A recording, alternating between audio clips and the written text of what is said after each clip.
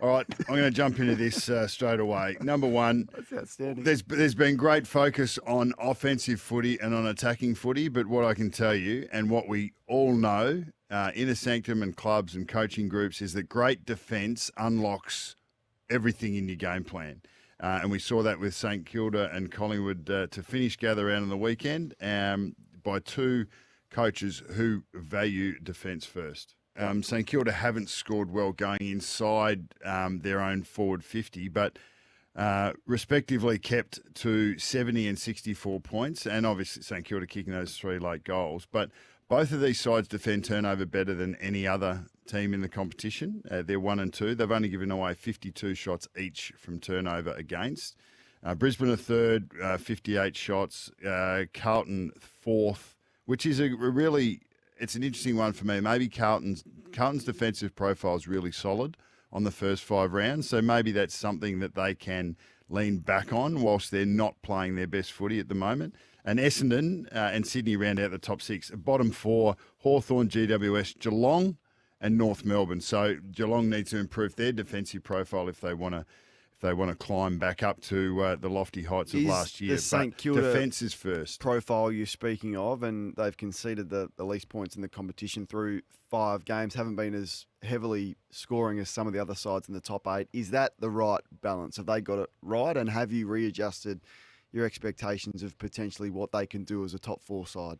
I think that what they've exceeded my expectations and anyone else's. Yep. I would expect by a mile. What they have built and are building is reproducible in every way, and it's built off the back of a really clear focus around pressure on the ball, defence behind the ball, and they take their back 2/3 ball movement is excellent. When they improve their capacity to finish that last kick, that they'll pop to another level. But it's built on pressure. And Craig McRae spoke about it then, about what it feels like when you play against a team like that. That's the biggest test in footy, is when you come up against a team who have got great pressure on the ball and great structure behind it. And that's what the best teams will throw at you.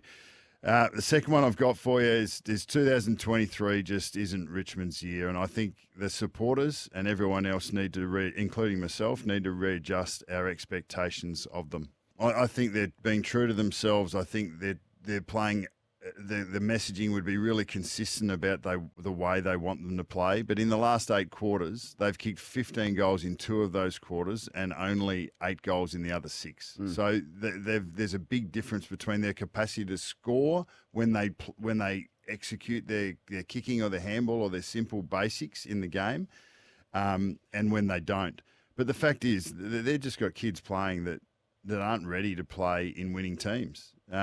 Now, that doesn't mean they're not having a go, but there's just too many of them. Cumberland, Young, Morris Rioli Jr., Sonzi, Mansell, Ryan, Miller, Ralph Smith, Clark, all played in the side on the weekend. Now, all have got talent. All have got things that they can offer to the team, but there's just too many Is at that once. a cop-out, though, Bucks? Because I look at the young... They played against the side at Sydney, Correct. who lost a couple of three of their key backs and still found a way. And lost to Marty with that nasty hammy who was on fire early in the second. And you look at Adelaide, and I could say the exact same names to you that you just read from Richmond and go, well, they don't look overawed. They look pretty solid.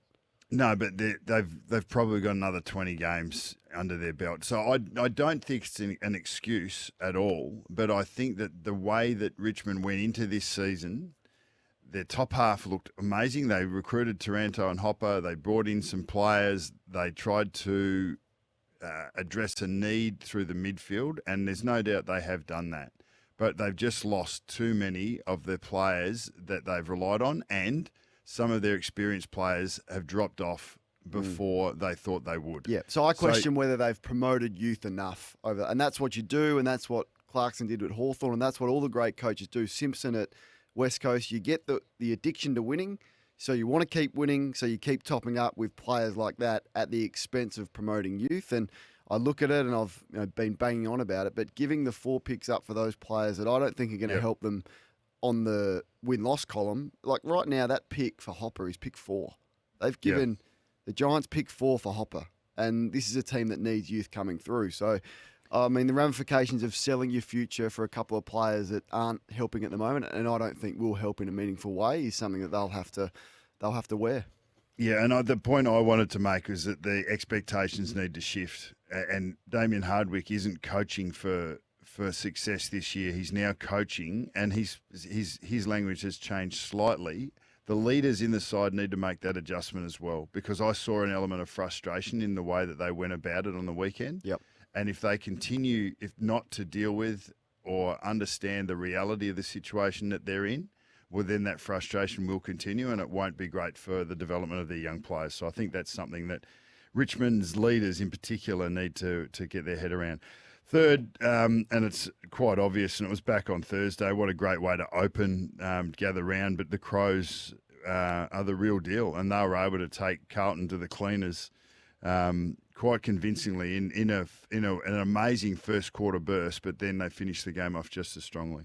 And they've played with a great intensity, and they lost a lot of games by close margins early last year, and I thought that they lost some of that spark and some of that intensity as the year wore on, as you would expect. But they are the number one scoring side when they go in as a percentage for going inside 50. They connect better than any other team. They're second at scores from stoppage. They're fifth at scoring efficiency on turnover 4.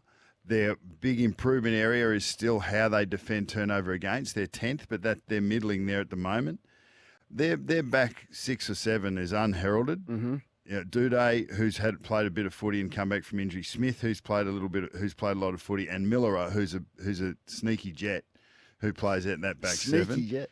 He's a sneaky jet. He uses the ball really well. He's probably an unheralded sort of Dacos or Sheasel type who they will use the ball, and he uses it effectively. Their key tall duo is Murray and Butts. Mm-hmm. Now Murray he's a competitive beast, and he played very well on Curnow throughout the night. And Butts he's a Presta Giacomo type. I love the way he goes about it. He's not gonna get a lot of the ball. He's not gonna give you a lot of offense, but he's never give up. And I don't know whether there's anyone underneath that's going to come over the top. But for the meantime, he's one that has a real crack. But the Adelaide are the real deal. I love the way that they're going about it. They're potentially the cleanest, hardest side in the little circle, and that we always used to say that the Bulldogs. I felt the Collingwood sides, you know, the best when the sides that I coached, when we were at our best, we were cleaner and harder inside than any other team. Yep. And we built our game plan off that. So I see that in the Crows. Fair rap for the Adelaide Football Club. That was point 3 on the buck stops here. What do you got for us with 4? Number 4 is back on the Crows. It's Jordan Dawson. I think he's just been an exceptional story over the last 18 months, coming to the club, now being the skipper. But I think he himself has come of age along with his football team. But what he's been able to do in the last couple of weeks, he's put himself in the Bontempelli Pendlebury role. A big-bodied midfielder who can lean in and win clearances affect the opposition's best clearance winner. He played on Cripps on the weekend. And then he hurts people. He hurts that player by being better in transition and turnover, defending and putting his head over it when he needs to. But his execution by foot has been amazing. He's had 27 inside 50s for the year. 21 of those 27 have gone to his teammates' advantage. So they've kept possession from 21 of 27 kicks inside 50, 11 goals, 6, and that's a 63% score rate, which is number 1 in the competition for inside 50. So not only did he do a defensive role on Cripps, forced him only 6 kicks for the game, 9 clearances, 10 tackles. Yeah. So you're not going to be able to stop a gun in every area, but his performance was through the roof, and how he carries himself, I think, is a great example to his teammates. Uncomplicated, goes about his business, and as he said, kudos to my teammates, and I'm the beneficiary. There's a consistent language there. Outstanding, just under a quarter of the way through the season, in the frame as All-Australian skipper. Round us out, Bucks. I'm going to give a massive props to Essendon and to their midfield.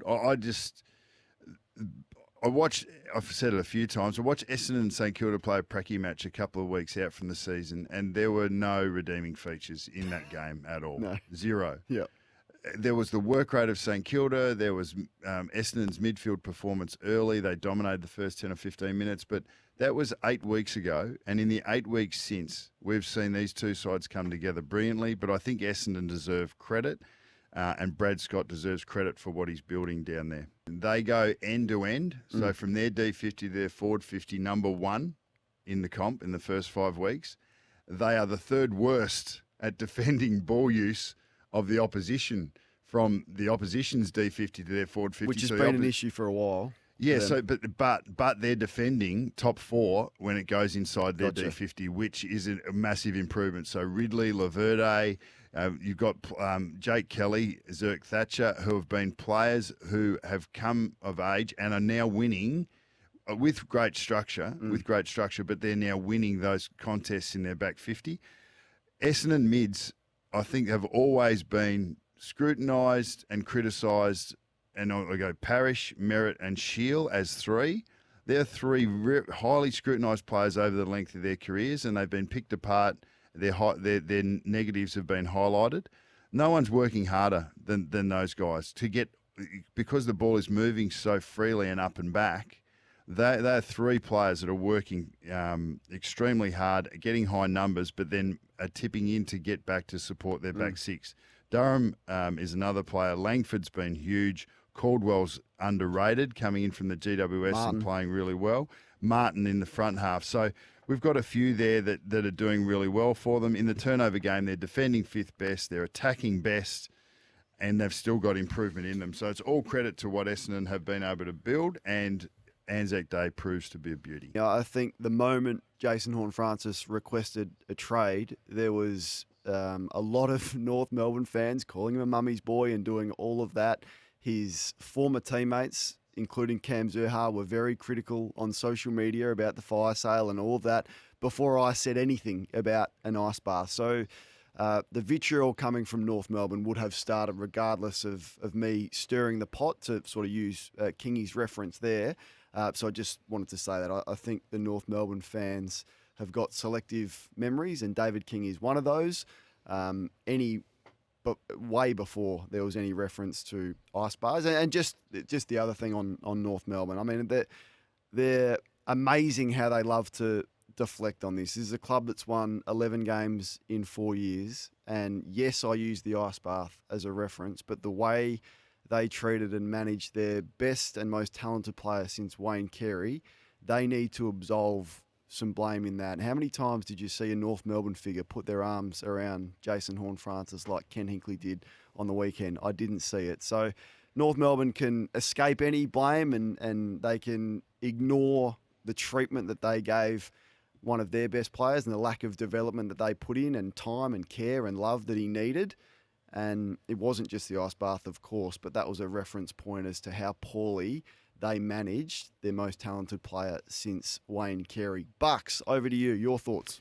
Well, can I say it shouldn't have anything to do with the media or the personalities within it. It shouldn't have anything to do with you. It shouldn't have anything to do with Kingy, who has North Melbourne blood coursing through his veins, and you who have Port Adelaide blood coursing through your veins. In the end, you're going to be biased towards the connections that you have. And in between it all is this kid who as Ken Hinkley rightfully says, has every right to develop and grow as a footballer, and at his own time and in his own way. He is a prodigious talent, and he has got rough edges, and everyone's going to have an opinion of that, and you're entitled to your opinion. But you can question a guy around his professional status and how he goes about it, and whether you think he's playing well or whether you think he's having a crack. But eventually, it does have a personal toll. So I understand a lot of sides of it. I don't think it's due to one thing or another. When emotions get involved, logic goes out the window, and I think this is a very strong example of that. Have you say 1300 736 736. A lot of people have been sending messages through on social media. Former players, including Mitch Robinson, has also had a crack as well. So there's been many of them, and we'd love to hear your thoughts. 1300 736 736. But it is interesting. It's very flattering that people are suggesting that I'm the reason that crowds are booing Jason Horne-Francis right around the country, Bucks. One thing I would challenge you on, and this is part of the role on this side of the white line, is to scrutinise and to challenge and to have an opinion. And I think you have one of the stronger profiles in terms of having an opinion on what you see, good, bad or indifferent. So Jack Ginnivan last year was one that you went really hard on early, and I defended him to you and through you, I suppose, by trying to highlight the fact that he's a young bloke still trying to find himself. And I think Horne-Francis is the same. You know, in many ways, Nick Dacos and Harry Sheezer, they don't have a great. They've got a more. They seem to be more rounded, and they're one out of the box in many ways. But they're still working themselves out. But their performance means that there's less scrutiny that comes. So, how do you feel about that situation? Like, so do you now think twice about having these opinions about young players in particular? I always think twice. I always think 3 times. You don't always get it right, and I think I said that on the back of the Ginnivan stuff. Was it 10% too hard? Was it 20% too hard? Somewhere it was too hard. I'm not sure what percentage, but the opinion on the Ginnivan stuff still remains. I thought it was a poor position for Collingwood to put him in after round 1, I think it was, and it was not a great reflection of humility that he showed after that game. So the opinion on that, it was youthful exuberance. Doesn't change. So you've got a choice. We've got a choice on how we view it. Have you seen him do it again? I don't think Collingwood would put him in that situation again. And he would have been you learn. Well, exactly. You learn which was my point. Which was where my criticism came from. And he would have been a lightning rod for publicity anyway, because he was getting under the skin of the opposition. He was, there was criticism about staging for free kicks. He had the look about him, and there's something about him, as there is with a handful of players that we get through the generations, that would have attracted that scrutiny. And he's a different character. So that would have come regardless of that. But, I mean, since those comments, I've been pretty supportive of Jack Ginnivan over the journey. But would I change the criticism of that? No, I still think that criticism of him and the way he acted and the footy club after round 1 was reasonably fair. What I would say to anyone who is on the receiving end of it is, if you continue to be the best version of yourself, if you continue to take whatever feedback comes on the chin, acknowledge it for what it is, and work out, for one, whether the people that are giving the feedback really know your circumstances and really care for your development. And that only really happens internally, and it only happens to the people, like family, friends, club. They're the ones that are going to support you and help you along the way. Do you need to acknowledge this feedback? In the end, focus on what you're doing, get better at what you're doing, work hard at it, and that will often tell the tale. Even Joel Selwood, who's one of the most celebrated players that's ever played this game, was criticised for ducking for the majority of his career. Now, he just went about playing his footy and going about his business, and in the end, no one could ever doubt his contribution to the game, the way he went about his contribution to his club, and the fact that he's an upstanding citizen on and off the field. So eventually, your actions over a long period of time will cut through any short-term criticism that might be levelled at you. Best thing about it is that he's holding up to any scrutiny. If he doesn't play on the weekend, they win. And I've been blown away by what a start to his career has been Jason Horne-Francis. So amongst all this, and amongst the dual hamstring surgery and no pre-season, he stood up in a game where they were down at three-quarter time in tough conditions, had 11 4 clearances, 5 inside 50s, and with Zach Butters and a couple of others, single-handedly dragged Port Adelaide over the line. And that's why I've been such a strong defender of Horne-Francis, because this kid can be anything. And North Melbourne are going to miss one. And I'm telling you, and that's my criticism of North. They're continuing to stand by Taron Thomas, and I never hear Kingy speak about what Taron Thomas has done and the club's, standing by him, when they could look themselves in the eye and say there is no way we gave Horne-Francis the support that Taron Thomas has got. And that was my reference with the ice bath. You drop a kid for missing an ice bath, but you stick with Taron Thomas for all the indiscretions that he has. Well, I haven't stuck with him. He's out of the club. The other part is, I would suggest that Jason himself would have learnt a lot in that last 12 months.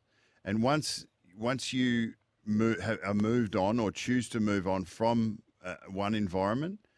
You get to see the second. You go, okay, well, so those things that I didn't like or I thought weren't great, there, and they're still here at this club. So maybe it was my judgment of them, because nothing's perfect. It's not perfect in the Port Adelaide environment. I know, but did you ever see one person put their arm around Horn Francis like Hinkley did on the weekend? Never. No, because Horn Francis never had an 11 possession quarter. So it's only on performance. No, it's not. But Port Adelaide and Ken Hinkley knows that Jason Horn-Francis is absolutely committed to that club. All right. Well, the North Melbourne never felt that. So I can see it on both sides. And what we do on the outside here is we speculate. And then when we speculate, then it filters through the masses. And then the masses get emotionally involved in it. And that's where the nostrils are flared, as Kingy said. So but I think the masses have a responsibility to understand where these comments are coming from, what's real and what's not, and then to make adult decisions about how they want to react to it rather than just having the booze come out of it. I've let the ship sail way past its dock. Is Carlton's midfield full of the same type of player, and has that been exposed? Is there a sameness about the Blues engine room? Potentially. Maybe that's a reason why Will Setterfield was moved on to Essendon. But obviously Patrick Cripps is a star. Hewitt was as quiet as I've seen him on the weekend, had a really quiet game. Sam Walsh was played as a forward who came up as an extra number around the midfield, and that's potentially his best role. But look, you can argue that. And I think when you've come out of a dour performance and you've been well beaten through the midfield, it's a legitimate question to ask. Their stoppage scoring is way down on where they were this time last year, in particular centre bounces, but their defensive profile is a lot better. Sometimes you've got to give to get, and it takes a little while to find that balance. But I like the way they're going about building from their defence, and that's a lot better. And their mids have a role to play in that. Will Zach Merrett get off his 1 week ban? I don't know, because players haven't had much of a success at challenging it, although Harry Mackay did, and but I reckon most of the ones that have tried to challenge have been unsuccessful. But I mean, there's a case there to argue. So you absolutely spend the $10,000, you put the best case you possibly can together, because he's been really good this year and is one of those. I think the first time captains across the comp this year have been outstanding, really, like across the board. You've touched on Dawson. Lockie Neal was great. Harris Andrews has been magnificent. Paddy Dangerfield stood up. Yeah, he stood up. Darcy Moore's the one that has been a bit flat, I reckon, both defensively and offensively, but hasn't been required to do a whole lot. So there's perhaps one. But, yeah, will he get off? If I had to call it, I'll say yes. What's Adam Simpson thinking, Bucks? Coached a Premier, like what next? What to do next? And the reality that this is going to be a rough 5 years. Yeah, he gave a brilliant interview on 360. I think it was last week, and he was on Coach's Night and said that the club and he had got together and understood that he was here for the long haul in regards to a 4 or 5 year tenure about building and developing the list and the team to go through this transition phase from what they were to what they're going to be. There's no guarantees on that, but when you are aligned as a club, when you have those hard conversations, you look yourself in the mirror and you understand, or you think you understand, where the gaps are and where you need to go, and that you need to come off for a couple of years potentially to be able to regenerate and rebuild, then that's a very different mentality to if you don't have those conversations and you drop off. That's the difference, I think, between a Richmond and a West Coast. Like, gone to the top, been... Doesn't happen very often. 3 or 4 years at the top.